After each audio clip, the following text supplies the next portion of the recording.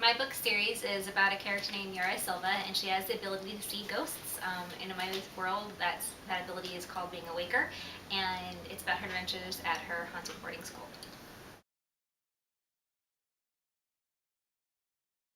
I don't think they're scary. Other people have told me they are, so I would say maybe they're like a subtle horror. I only think that because people keep telling me that they were scary.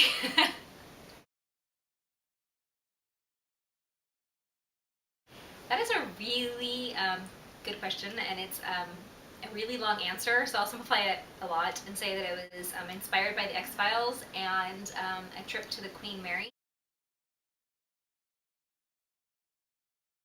My favorite thing to write about is probably my scenes with Yara and Brent. I like the interaction between them. I think it's fun. And actually, I think my favorite scene to write in the second book, though, was a scene between Yara's dad and Brent.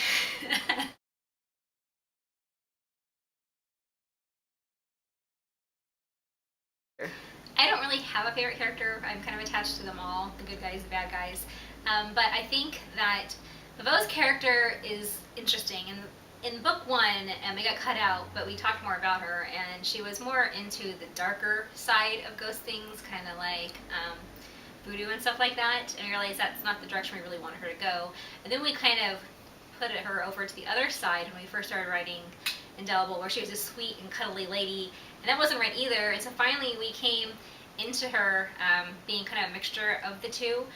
And I'd say probably all the goodness and the sweetness that's in Laveau is actually inspired by a lady that I know whose name is actually Ilma Silva, who is probably the most wonderful, sweetest woman that I've ever met. And I don't think that anybody could be sweeter than her. And so that's anything that was really good about Laveau, that was really nice, came from her.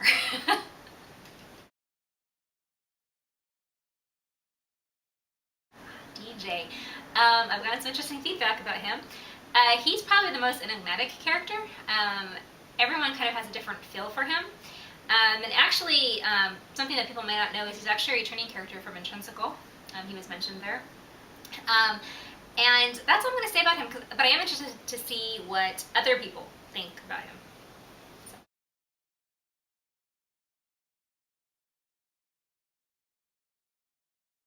Yes, I have some phobias that are real, and some that are really scary, and others that are just silly. I am terrified of bees. There is no real reason I should be. I've never been stung, but I am like terrified of bees. And again, there's no real reason. I just am.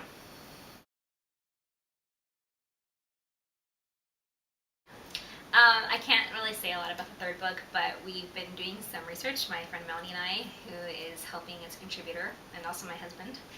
And we found a really great location that we're hoping to weave into the story. And that's all that I can say about it right now. I do believe in ghosts.